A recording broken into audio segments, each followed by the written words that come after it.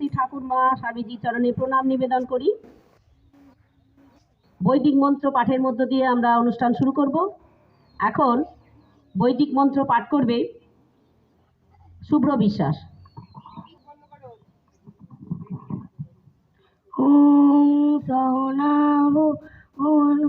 ভূতু সহনং ভুনক্তু সহ বিদিतं করবাবহৈ তেজস্বিনা বদিতমস্তু মা বিদ্বিষাবহৈ।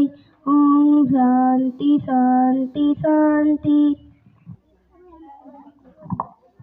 শ্রী শ্রী ঠাকুরের প্রণাম মন্ত্র পাঠ করবে শ্রেষ্ঠা চ্যাটার্জি, অনুষ্কা মালিক এবং অমৃতা ঘোষ।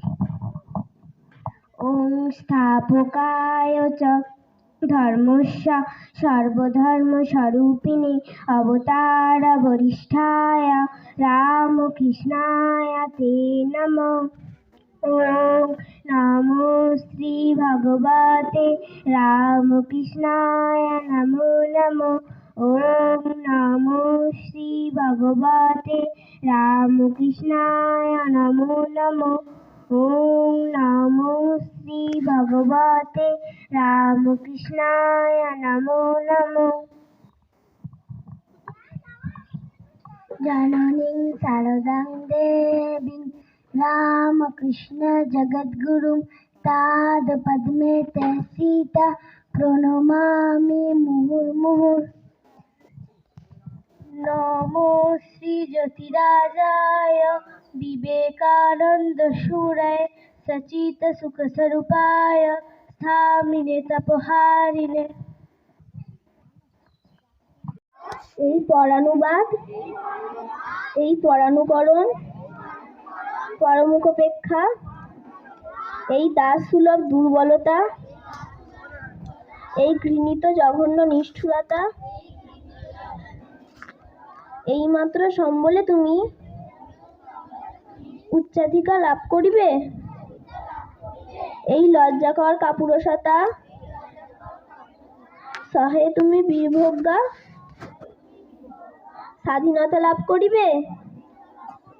হে ভারত, ভুলিও না তোমার নারী জাতি আদর্শ সীতা, সাবিত্রী, দময়ন্তী।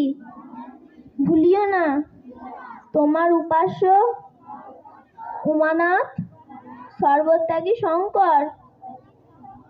ভুলিও না তোমার বিবাহ, তোমার ধন, তোমার জীবনের ইন্দ্রিয় সুখের, নিজের ব্যক্তিগত সুখের জন্য নহে। ভুলিও না তুমি জন্ম হইতেই মায়ের জন্য বলি প্রদত্ত। ভুলিও না তোমার সমাজ সে বিরাট মহামায়ার ছায়া মাত্র।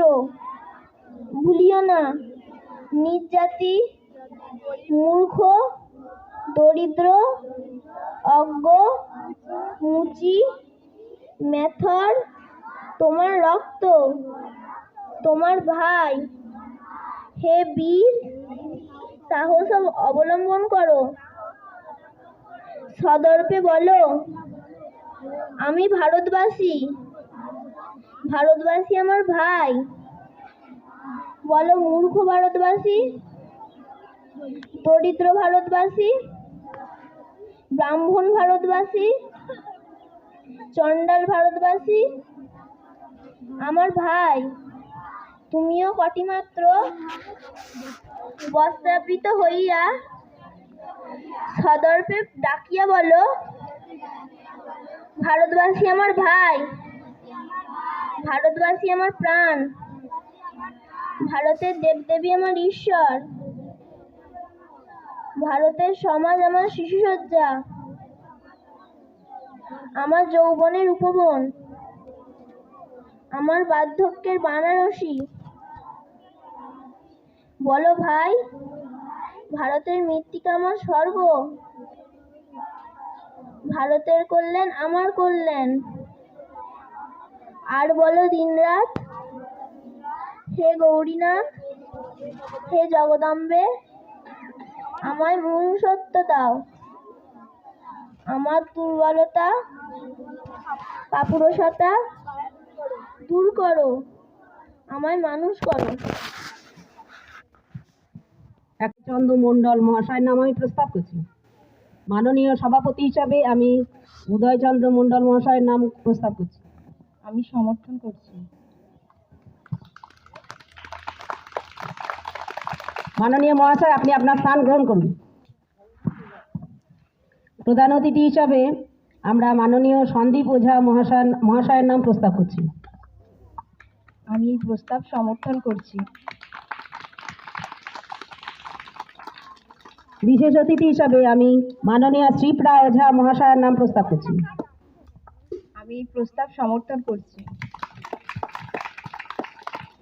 বলছি, রামকৃষ্ণ নর লীলা হলো যা দেশে, সারদা ধরিতে গেল বিধবার বেশ। দেখা দিয়ে রামকৃষ্ণ কহিলেন তাই, এই তো রয়েছি আমি, গিয়েছি কোথায়? পাখি গায় গায় রামকৃষ্ণ রূপ ধরে এলো ভগবান, জন্মাইয়া দেব শিশু উনুনে ঢুকিয়া, শিব সেজে হাসে গায়ে বিভূতি মাখিয়া। নমস্কার। ভাষণে শিশু বেশে রামকৃষ্ণ কহিলেন তা, চাইতে সাথে যেতে হবে যে তোমায়। আমি একটি শিশি ঠাকুরে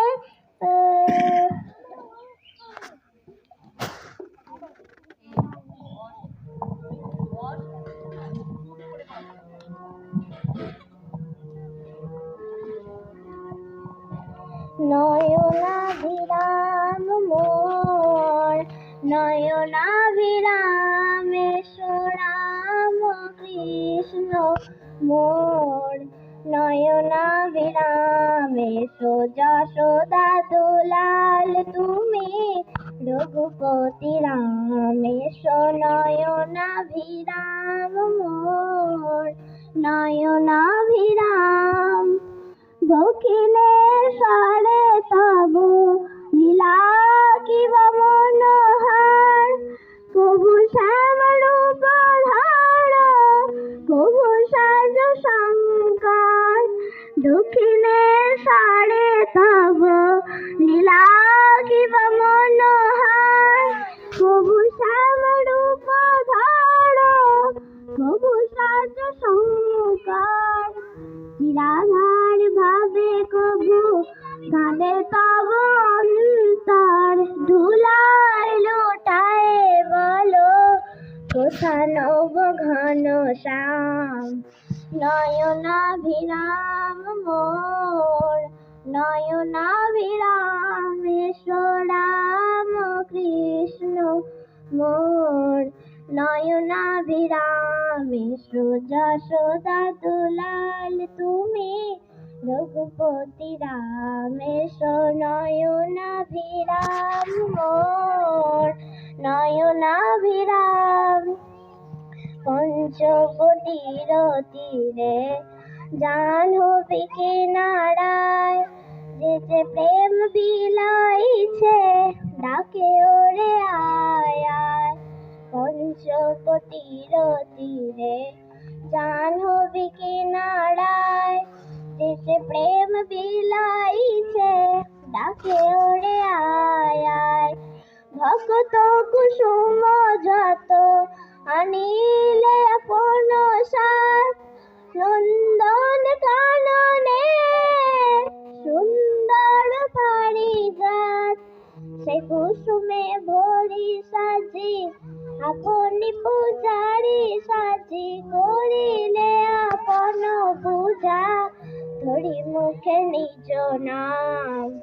নয়নাভিরাম মোর, নয়নাভিরামেশ্বর রাম কৃষ্ণ মোর, নয়নাভিরামেশ্বর যশোদা দুলাল তুমি, রঘুপতি রামেশ্বর নয়নাভিরাম মোর, নয়নাভিরাম।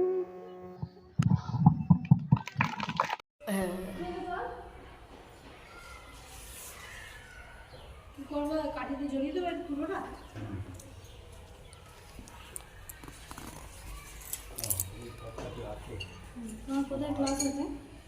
দেখি মনে হচ্ছে মনে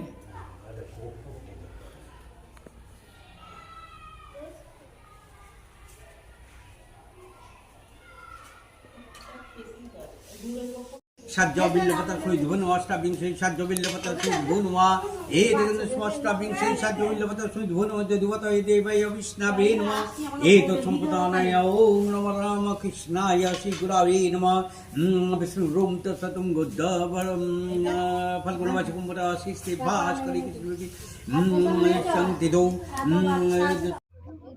নমস্কার, ঠাকুরের সম্পর্কে আমি একটি গল্প বলবো। সেটা তিনি ছোট্ট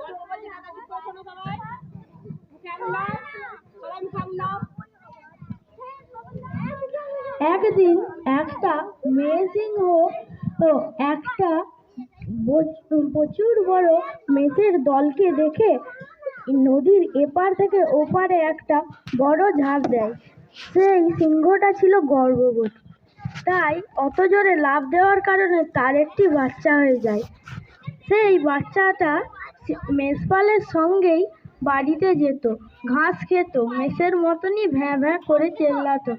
একদিন এক সিংহ নদীর ওপার থেকে দেখে মেষগুলো চড়ে বেড়াচ্ছে। তখন সে এপার থেকে ওপারে হয়ে এলো এবং সে দেখে যে একটি সিংহের বাচ্চাও মেষের মতো ঘাস খাচ্ছে।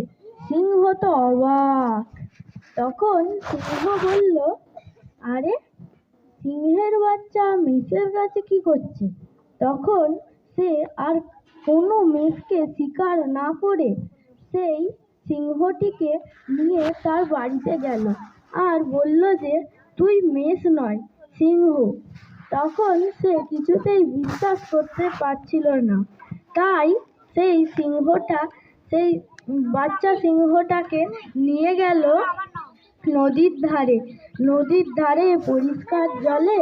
সিংহটা বলল, দেখ, তোর মুখটাও যেমন হাড়ির মতো, আমার মুখটাও তেমন হাড়ির মতো। তোর যেমন কেশর আছে, আমারও তেমন কেশর আছে। তারপরেও সেই ছোট্ট সিংহটা বিশ্বাস করতে চাইছিল না, তাই সে কিছু মাংস এনে তাকে জোর করে খাইয়ে দিল। তখন সে মাংস ও রক্তের স্বাদ পেয়ে বনে চলে গেল এবং সে তার গম্ভীর গর্জনে ডাকলো এবং সারা বন কেঁপে উঠল। তখন সেই সিংহটা বলল যে, তুই এখন থেকে বনের রাজা, তুই আর মেষ নোস। তখন সে বলল, ঠিক আছে, আমি আর মেষের দলে যাব না। তোমার ভেতরেও সেই সিংহ লুকিয়ে রয়েছে, তাকে জাগাও, তবেই তুমি জীবনে এগিয়ে যেতে পারবে। নমস্কার। রাম কৃষ্ণ তোমায় প্রণাম করি, অন্তর বিহারী ছিল তব সঙ্গে, দেখাইলে তুমি তারে নানা রূপ ভঙ্গে। অন্তর বিহারী ছিল তব সঙ্গে, দেখাইলে তুমি তারে নানা রূপ ভঙ্গে। যুব তারার হরিদি গগন ভরি, যুব তারার হরিদি গগন ভরি। রাম কৃষ্ণ তোমায় প্রণাম করি, বাণী রূপে রহিয়াছ মূরতি ধরি। রাম কৃষ্ণ তোমায় প্রণাম করি, মায়া পাশ বন্ধন শোক তাপ ক্রন্দন। মায়া পাশ বন্ধন শোক তাপ ক্রন্দন। তব বাণী ছিল চির শান্তি বাড়ি, তব বাণী ছিল চির শান্তি